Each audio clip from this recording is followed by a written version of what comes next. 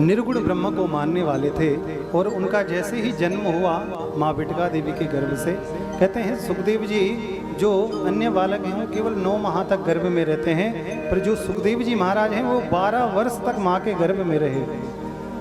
और जब वेद व्यास जी ने प्रार्थना करी, जब माँ बिटका देवी ने प्रार्थना करी कि पुत्र पुत्र अब कई वर्ष हो चुके हैं, कृपा करके आप हाँ इस धराधाम पर अवतरण आप लो, हाँ जन्म लो, तो कहते हैं बंधुओं तब जाकर वेद व्यास जी के निवेदन पे, माँ बिटका देवी के निवेदन पे आगे चलकर श्री सुखदेव जी का जन्म होता है। और जन्म लेते ही भगवान सुखदेव जी जंगल को प्रस्थान कर देते हैं, क्योंकि वो तो अलक्ष्य लिंगो निज लाभ तुष्टा, वो तो लिंग भेद से रहित हैं, वो अकामो सर्व कामो वा, उनके जीवन में कोई कामना नहीं है, उनके जीवन का केवल एक लक्ष्य है, वो केवल एक लक्ष्य है, केवल और केवल भगवान के नाम का गुणगान हो, भगवान का सत्संग जीवन में हो।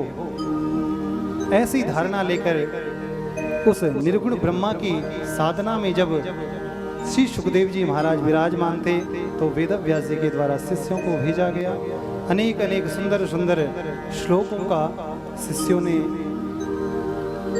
उनके कानों में, सुखदेव जी के कानों में श्रवण कराए। भागवत जी के दिव्य दिव्य श्लोक, इतने सुंदर सुंदर श्लोक हैं, भले आपको और हमको उसका अर्थ पता ना हो, पर सुंदर इतने लगते हैं श्रवण करने में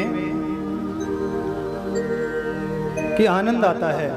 कि वरिहा पीड़म नटवर वपु कर्णयोर कर्णिकारम विप्रदभासं कनक कपिसं वैजयन्तीं च माला रन्ध्राण वेणोरदर सुदया पूरयन् गोपवृन्दे वृंदारण्यम स्वपदरमणम प्राविशद गीत कीर्ति। भागवत जी के इतने सुंदर सुंदर श्लोक हैं कि भले हमें उसका अर्थ पता नहीं लगा, केवल सुनने से ही आनंद आता है। कि अस्ति स्वस्तरुणी कराग्र विगलत कल्प प्रसूप्नाप्लुतम वस्तु प्रस्तुत वेणुनाद लहरी निर्वाण निर्व्याकुलम स्रस्ता स्रस्त निबद्धनीव विलसद गोपी सहस्रावृतम हस्तन्यस्तन तापवर्गमखिलो दारम किशोराकृति दारम किशोराकृति।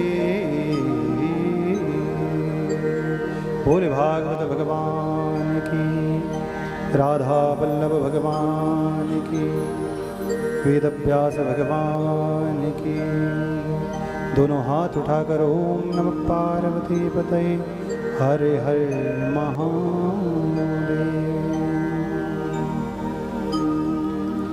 बंधुओं जब ये दिव्य श्लोक सुखदेव जी के कानों में गए, तो अब धीरे धीरे सुखदेव जी के नेत्र खुलने लगे। वरहा पीड़म नटवर